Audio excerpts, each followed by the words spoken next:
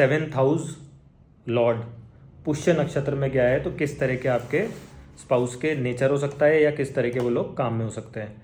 तो देखिए, पुष्य नक्षत्र का जो मेन सिंबल है वो काव का ऑर्डर है। दैट मीन्स कि जो भी आपके स्पाउस होंगे उनमें क्वालिटी ये हो सकती है कि ability to nourish others, in return कुछ भी नहीं चाहिए उनको, एक बहुत ही सौम्य और एक होता है ना जेंटल नेचर हो गया।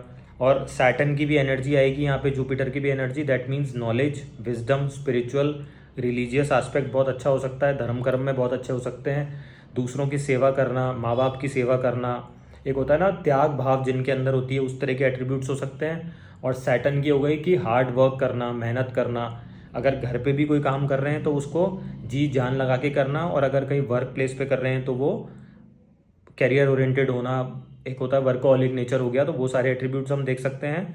और कभी भी कोई भी आर्ग्यूमेंट में ये लोग पढ़ना नहीं चाहते। साइलेंस इज़ द ओनली की वेपन फॉर देम, कि हमें लड़ना झगड़ना सिर्फ दिमाग से या चुप रह के है, हमें कुछ भी उसमें अपना एक हाथापाई हो गई या आर्ग्यूमेंटेटिव बिहेवियर इन लोगों का होता नहीं है। तो ये प्लस पॉइंट है अगर इस तरह का आपका स्पाउस से संबंध हो रहा है पुष्य नक्षत्र को, तो वो बहुत ही बढ़िया चीज़ है आप लोगों के लिए। और एक ये हो सकता है कि जब भी आपकी शादी होती है तो आप रिलेशनशिप में जाते हैं। दैट मीन्स कि आपका स्पाउस आपको वेल्थ अक्यूमुलेट करने में, करियर संबंधित या family status wise high reputation ले जाने में मदद कर सकता है। इस तरह के चांसेस हो सकते हैं। और एक बैलेंस माइंड सेट के साथ में आपके साथ ज़िंदगी को आगे बता सकते हैं वो लोग। और ऐसा हो सकता है कि वो जो फैमिली बैकग्राउंड को बिलोंग करते हैं वहाँ पे कोई खेती बाड़ी का काम हो, परचूने की किराने की दुकान हो सकती है, आड़त का काम हो सकता है, फ्रूट्स का काम हो सकता है, गौशाला हो सकती है, मिल्क से संबंधित हो सकता है, पानी से संबंधित काम हो सकता है।